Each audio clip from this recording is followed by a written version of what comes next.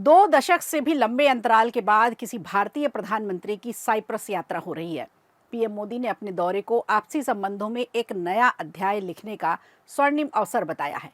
क्या साइप्रस का विजन और विकसित भारत का 2047 का विजन एक जैसा है? क्या साइप्रस के साथ मिलकर भारत भविष्य को कोई नया आकार देने जा रहा है? वर्तमान परिस्थितियों में क्या संभावनाएं बन रही हैं? आज समझेंगे इसे।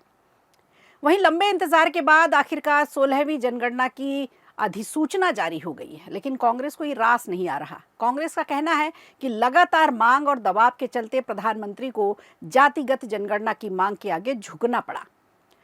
मोदी सरकार ने तो जातिगत जनगणना के विचार को सिरे से खारिज कर दिया था, तो फिर क्यों 47 दिन पहले सरकार ने खुद इसकी घोषणा की? इसे विस्तार से बताएंगे आप। और इसके अलावा मध्य प्रदेश में आतंकी संगठन की घुसपैठ और इससे जुड़े संदिग्ध नेटवर्क काफी दिनों से एक्टिव हैं। राजधानी भोपाल के ऐशबाग और अशोका गार्डन इलाका संदिग्ध गतिविधियों का गढ़ बन चुका है। एनआईए एटीएस ने 2 संदिग्ध आतंकियों को गिरफ्तार किया है। तो क्या आतंकियों का गढ़ बनता जा रहा है शांति का टापू मध्य प्रदेश? कुछ रिपोर्ट्स आई हैं जो हैरान करने वाली हैं। ये सब बताएंगे आपको आज के शो में। नमस्कार, खबर प्रधान शो देख रहे हैं आप और मैं हूं संगीता श्रीवास्तव।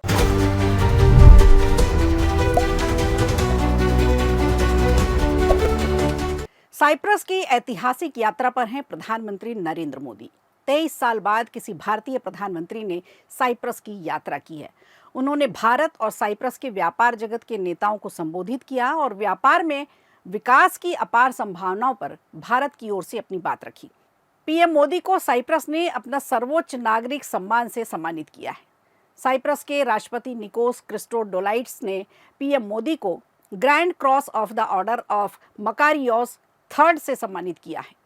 इस मौके पर प्रधानमंत्री नरेंद्र मोदी ने कहा है कि लोकतंत्र और कानून के शासन में आपसी विश्वास हमारे संबंधों की मजबूत नींव है और साइप्रस के साथ द्विपक्षीय संबंधों में नया अध्याय लिखने का एक स्वर्णिम अवसर है। वहीं साइप्रस के राष्ट्रपति निकोस ने कहा कि साइप्रस सभी प्रकार के आतंकवाद के खिलाफ लड़ाई में भारत के साथ खड़ा है। प्रधानमंत्री नरेंद्र मोदी ने साइप्रस के राष्ट्रपति को भारत आने का न्योता भी दिया है। अब आइए आपको बताते हैं साइप्रस यात्रा पर प्रधानमंत्री नरेंद्र मोदी की वो बड़ी बातें जो भारत से जुड़ी हुई हैं और उन्होंने क्या कहा। पीएम ने साइप्रस के सर्वोच्च नागरिक सम्मान को 140 करोड़ भारतीयों का सम्मान बताया। उन्होंने कहा ये भारत और साइप्रस की अटूट मित्रता की मोहर है।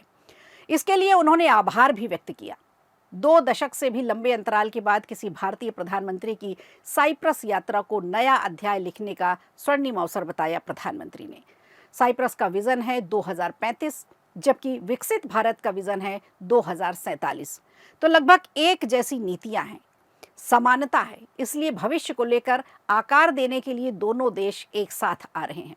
इसके अलावा जो सबसे बड़ी बात रही वो ये है कि आतंकवाद के खिलाफ भारत की लड़ाई में साइप्रस का साथ मिलना, क्रॉस बॉर्डर टेररिज्म, ड्रग्स, हथियारों की तस्करी की रोकथाम के लिए दोनों देश की एजेंसीज के बीच जानकारियों के आदान प्रदान का मैकेनिज्म तैयार किया जाएगा और इस तरह की साझेदारी को स्ट्रेटेजिक दिशा देने के लिए अगले 5 वर्षों के लिए एक ठोस रोडमैप बनाया जाएगा, जिसमें रक्षा और सुरक्षा दोनों के सहयोग को और मजबूती दी जाएगी। साइबर सिक्योरिटी पर एक अलग तरह से रणनीति बनाई जाएगी। सिक्योरिटी काउंसिल में भारत की स्थायी सदस्यता का समर्थन करने के लिए पीएम मोदी ने साइप्रस का आभार जताया। दोनों देशों की तरफ से पश्चिम एशिया और यूरोप में चल रहे संघर्षों पर चिंता भी जताई गई। पीएम मोदी ने कहा कि हमारा मानना है कि यह युद्ध का युग नहीं है। पीएम मोदी ने कहा कि यूपीआई की वजह से आज दुनिया के 50% डिजिटल लेन देन भारत में होते हैं। उन्होंने कहा कि ये यूरोप और गिफ्ट सिटी इंडिया के बीच की अपनी ही तरह की एक अलग व्यवस्था है और इससे गिफ्ट सिटी, साइप्रस और यूरोप के निवेशकों को भी लाभ होगा। साइप्रस में भारतीय प्रवासियों ने प्रधानमंत्री नरेंद्र मोदी की यात्रा का स्वागत किया। वंदे मातरम और भारत माता की जय के नारे लगाए गए। तो कुल मिलाकर देखा जाए तो साइप्रस एक विश्वसनीय सहयोगी के रूप में साथ आया है, जिसने संयुक्त राष्ट्र जैसे मंचों पर भारत के अधिकारों की वकालत की है।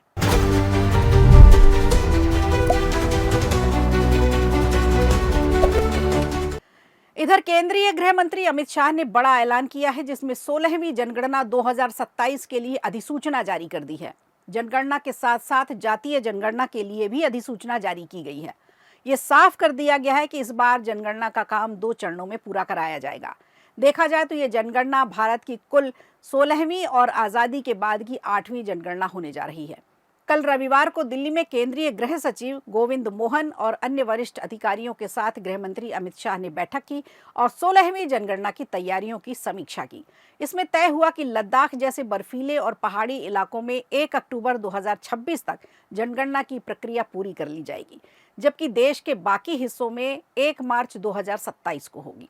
गृह मंत्रालय के मुताबिक 16वीं जनगणना को लेकर करीब 34 लाख गणनाकार और पर्यवेक्षकों के साथ साथ करीब 1.5 लाख जनगणना पदाधिकारी तैनात किए जाएंगे।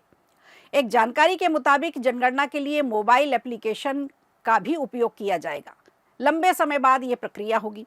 आपको बता दें, इस बार ये जनगणना 16 सालों के बाद कराई जा रही है। देश में पिछली जनगणना 2011 में की गई थी, लेकिन 2021 में जो होनी थी वो कोरोना महामारी की वजह से आगे बढ़ गई और काम शुरू नहीं हो पाया। अब कांग्रेस का विरोध यहीं से शुरू हो गया है। अभी तो सिर्फ अधिसूचना जारी की गई है। कांग्रेस पार्टी ने 16वीं जनगणना की अधिसूचना को बेहद निराशाजनक बताया है। जातियों को शामिल न करने की आशंका जताई है। कांग्रेस नेता जयराम रमेश ने सरकार से पूछा है कि क्या यह एक और यू टर्न है, क्योंकि पहले जाति जनगणना का विरोध किया गया था। पार्टी ने केंद्र सरकार से तेलंगाना मॉडल अपनाने की मांग की है। पार्टी के अनुसार ये मॉडल जाति जनगणना और जाति के आधार पर सामाजिक आर्थिक आंकड़ों को जुटाने में मदद करेगा। कांग्रेस के महासचिव जयराम रमेश ने एक्स पर एक पोस्ट की है, जिसमें उन्होंने कहा है कि 2026 के अंत या 2027 की शुरुआत में होने वाली 16वीं जनगणना की अधिसूचना निराशाजनक है।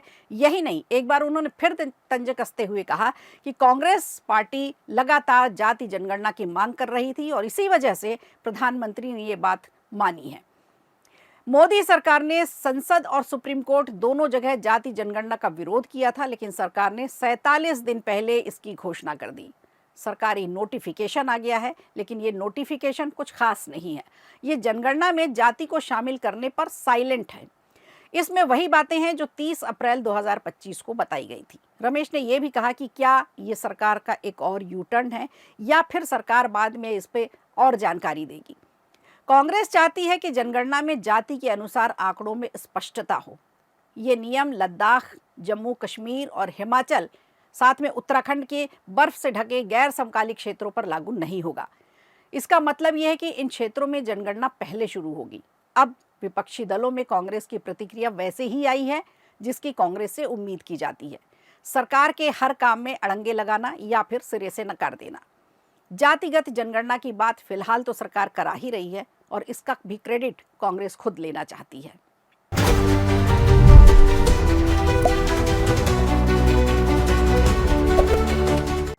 इधर मध्य प्रदेश की राजधानी भोपाल HUT यानी हिज्ब उत तहरीर का गढ़ बनता जा रहा है। भोपाल का ऐशबाग इलाका आतंकियों की खास पसंदीदा जगह बनता जा रहा है।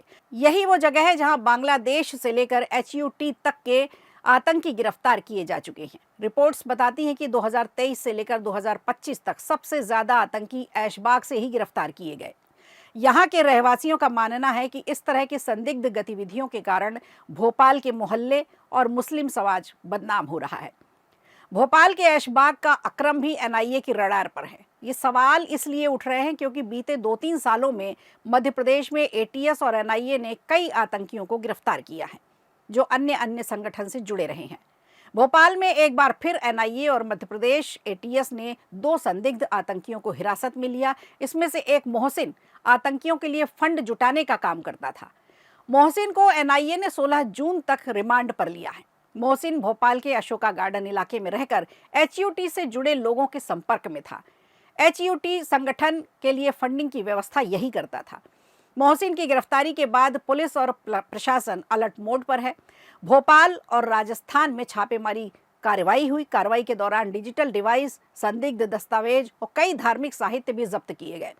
खबर तो यह भी है कि भोपाल जेल में बंद HUT के आरोपियों में से कुछ के परिजनों से संपर्क भी था इसके साथ ही NIA ने मोहसिन के कई बैंक खातों की जांच की तो कई ट्रांजैक्शन के बारे में पता चला जो संदिग्ध रहे। आपको बता दें, NIA और ATS ने भोपाल की 3 जगहों पर संयुक्त कार्रवाई की। जांच एजेंसी मोहसिन को थाईलैंड से डिपोर्ट करके भारत लाई थी। फिलहाल NIA की जांच जारी है। 9 मई 2023 में सबसे बड़ी कार्रवाई हुई थी। मध्य प्रदेश एटीएस ने भोपाल, छिंदवाड़ा और तेलंगाना से बड़ी कार्रवाई करते हुए 16 संदिग्धों को हिरासत में लिया था। इनमें से 10 संदिग्ध भोपाल से थे, 1 छिंदवाड़ा और 5 तेलंगाना से गिरफ्तार किए गए थे। 11 मई 2023 को एटीएस ने खुलासा किया और पकड़े गए लोग भोपाल से सटे जंगलों में जो ट्रेनिंग कैंप चलाते थे उसके बारे में खुलासा किया गया।